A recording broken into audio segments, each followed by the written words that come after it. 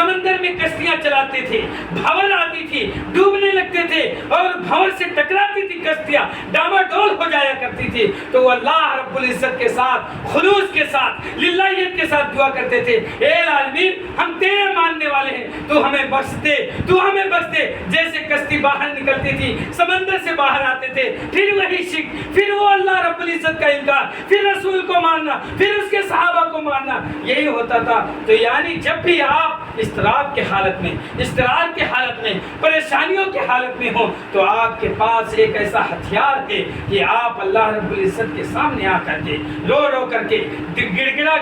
کر کے اپنی ان پریشانیوں کو دور کرا سکتے ہیں۔ میرے بھائیو، دنیا کے کسی ایسے قوم کے پاس یہ ہتھیار موجود نہیں، واحد ایک ایسا قوم ہے جو اللہ رب العزت نے عطا کی ہے، اور کہ آپ آ کر کے اللہ رب العزت سے دعا کرتے ہیں اور آپ کی پریشانیوں کو دور کر دیا جاتا ہے۔ میرے بھائیو، اور مشکلات میں دعا کرانے والے کے لیے اصول یہ ہے کہ صرف تنگی اور پریشانی میں ہی اللہ سے رابطہ نہ کیا جائے، بلکہ خوشحالی اور آسانی کے دنوں میں بھی اسے یاد کرتے رہیں۔ ایسا نہ ہو کہ آپ مفاد پرست ہیں، آپ اپنی زندگیوں کے لیے جب آپ کو پریشانی پہنچتی ہے آپ اللہ کے پاس پہنچتے ہیں، اور جب آپ کو خوشحالی ہوتی ہے، آپ مال و دولت سے فراوانی عطا کرتا ہے اللہ رب العزت، آپ ہر طرح کے آسائش سے زندگی سے مہیا ہیں، پھر آپ اللہ رب العزت سے دعا نہیں کرتے ہیں، تو یہ مومن کی صفت نہیں ہے۔ مومن کی صفت یہ ہے، مومنانہ پہچان یہ ہے کہ جب بھی آپ کے اوپر پریشانی آئے، مصائب و مشکلات آئیں، تو آپ اللہ رب العزت سے جڑیں، اور جب خوشحال ہوں تب بھی اللہ رب العزت سے آپ جڑیں میرے بھائیوں۔ اور چنانچہ ابو ہریرہ رضی اللہ تعالیٰ عنہ سے روایت ہے کہ رسول صلی اللہ علیہ وسلم نے فرمایا، من سرہ ان یستجیب اللہ لو عند الشدائد والکرب فلیکثر الدعاء فی الرخاء۔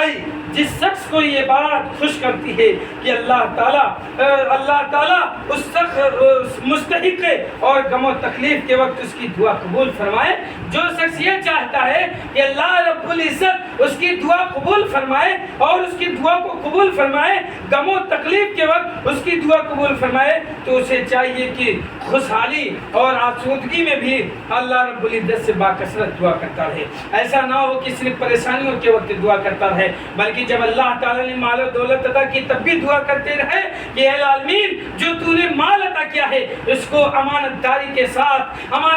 کے ساتھ خرچ کرنے کی توفیق عطا فرمائے۔ ایسی دولت جب عطا فرمائے تو ایسا ہم فضول خرچیوں سے بچنے کی توفیق عطا فرمائے، ناجائز طریقوں سے اڑانے کی توفیق عطا فرمائے، اور جب ہم پریشانیوں میں ہوں تب بھی اللہ رب العزت سے دعا کریں کہ اے العالمین تو ہمارے اوپر تنگی ہے، پریشانی ہے، ہمارا یہ مسئلہ حل نہیں ہو رہا، اے العالمین تو یہ